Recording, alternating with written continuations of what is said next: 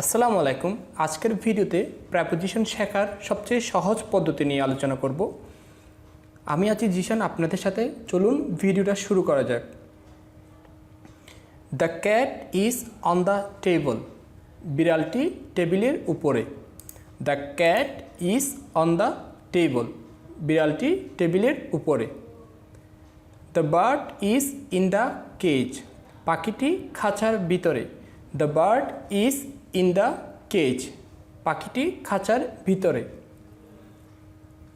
The rabbit jumped over the table. খরগোশটি টেবিলের উপর দিয়ে লাফ দিল। The rabbit jumped over the table. যখন কোনো কিছুর উপর দিয়ে লাফ দেওয়া বোঝায় সেক্ষেত্রে আমরা ওভার ব্যবহার করি। কোনো কিছুর উপর দিয়ে লাফ দেওয়া হলে over. The rabbit jumped over the table. The plane is flying over his head. The plane is flying over his head. মাথার উপর দিয়ে, অনেক উপর দিয়ে কোনো কিছু উড়ে যাওয়া বোঝাতে আমরা ওভার ব্যবহার করি আর কি। মাথার উপরে, অনেক উপরে, সেক্ষেত্রে আমরা ওভার ব্যবহার করব। The plane is flying over his head. প্লেনটি তার মাথার উপর দিয়ে উড়ে গেল। The man dove into a pool. লোকটি একটা পুলের মধ্যে ডুব দিল। The man dove into a pool. লোকটি পুলের মধ্যে ডুব দিল। The dog is beside the cat. কুকুরটি বিড়ালটির পাশে। দ্য ডগ, কুকুরটি বিড়ালটির পাশে। পাশে বোঝাতে beside. The tiger is walking across the road.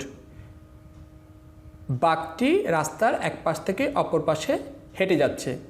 The tiger is walking across the road. রাস্তার এক পাশ থেকে অন্য পাশে যাওয়া বুঝতে আমরা অ্যাক্রস ব্যবহার করি।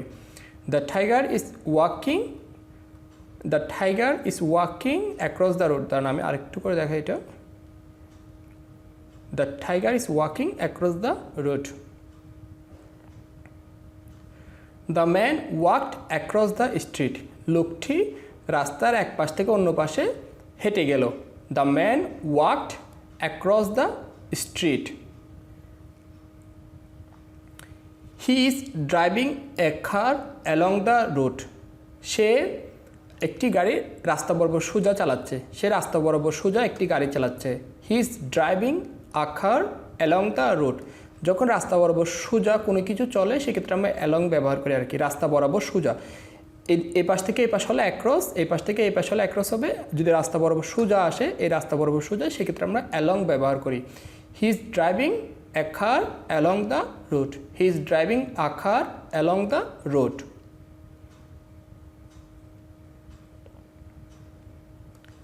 The terrorist walked along the road. সন্ত্রাসীটি রাস্তা বরাবর সোজা হেঁটে গেল। সন্ত্রাসীটি রাস্তা বরাবর সোজা হেঁটে গেল।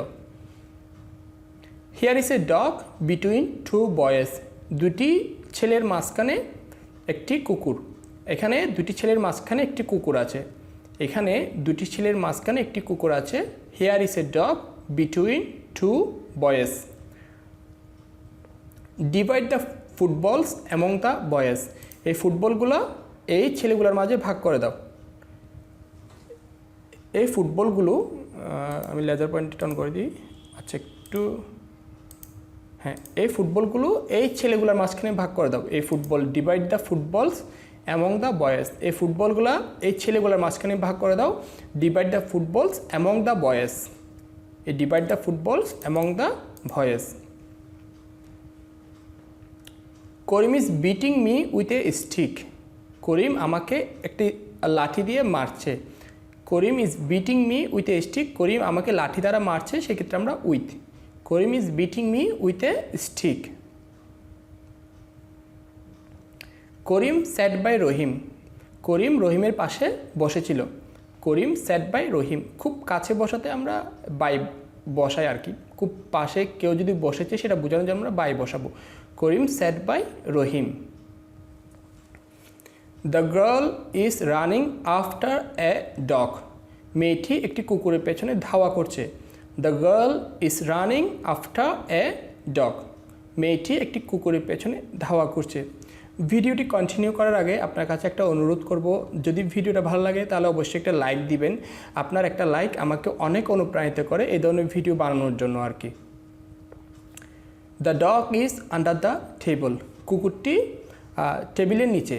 দ্য ডগ, কুকুরটি ইজ আন্ডার দ্য টেবল, কুকুরটি টেবিলের নিচে। The bike dashed against the wall, বাইকটি দেওয়ালের সাথে ধাক্কা খেল। বাইকটি দেওয়ালের সাথে ধাক্কা খেল। ড্যাশড মানে হচ্ছে ধাক্কা খাওয়া, এগেনস্ট মানে হচ্ছে একটা কিছুর সাথে সংঘর্ষ হওয়া আর কি। যেমন দেওয়ালের সাথে এই বাইকের যে সংঘর্ষ হলো সেক্ষেত্রে আমরা এগেনস্ট ব্যবহার করি। The bike dashed against the wall, বাইকটি দেওয়ালের সাথে সংঘর্ষ হলো বা ধাক্কা খেলো এটা বোঝানোর জন্য। The bike dashed against the wall. The school bus is going to school, the school bus is going to school, school বাসটি স্কুলে যাচ্ছে। The school bus is going to school, school বাসটি স্কুলে যাচ্ছে। We were driving towards sunset, আমরা সূর্যাস্তের দিকে গাড়ি চালাচ্ছিলাম। উই ওয়ার ড্রাইভিং, আমরা গাড়ি চালাচ্ছিলাম টুয়ার্ডস সানসেট, সূর্যাস্তের দিকে। টু আর টুয়ার্ডসের মধ্যে পার্থক্য হচ্ছে, টু মানে একটা নির্দিষ্ট গন্তব্য বোঝাবে, টুয়ার্ডস মানে নির্দিষ্ট গন্তব্য বোঝাবে না, এটা অনির্দিষ্ট গন্তব্য বোঝাবে। যেমন আমি সূর্যাস্তের দিকে যাচ্ছি, এই সূর্যাস্ত কিন্তু কোনো নির্দিষ্ট গন্তব্য না। কেউ কিন্তু সূর্যাস্ত মানে একটা নির্দিষ্ট ডেস্টিনেশন না, যে কি এটা কক্সবাজারে যাচ্ছে তখন হবে টু। কিন্তু সূর্যাস্ত একটা নির্দিষ্ট মানে এমন একটা জায়গা না যেখানে আপনি যেতে পারবেন, এটা আনলিমিটেড একটা প্লেস যেখানে যাওয়া সম্ভব না, সেই জন্য বোঝাচ্ছে আমি সূর্যাস্তের দিকে যাচ্ছি। এমন না যে আমি সূর্যাস্তে যাচ্ছি, কেউ সূর্যাস্তে গিয়ে পৌঁছাতে পারবে না। সূর্য কোন এটা কোথায় হয় কী জানি, আমি নিজেও জানি সূর্যাস্ত কোথায় হয়, সেখানে পৌঁছানো সম্ভব না। সেই জন্য আমরা টুয়ার্ডস ব্যবহার করেছি, যে আমি ওইদিকে যাচ্ছি, কিন্তু টু হবে একটা নির্দিষ্ট গন্তব্য হলে, যেমন কক্সবাজার, ঢাকা, এগুলো একটা নির্দিষ্ট গন্তব্য, কিন্তু সূর্যাস্ত কোনো নির্দিষ্ট গন্তব্য না। সেই জন্য আমরা we are driving towards sunset, আমরা সূর্যাস্তের দিকে গাড়ি চালাচ্ছিলাম। He is walking up the stairs, সে সিঁড়ি বেয়ে উপরে উঠছিল।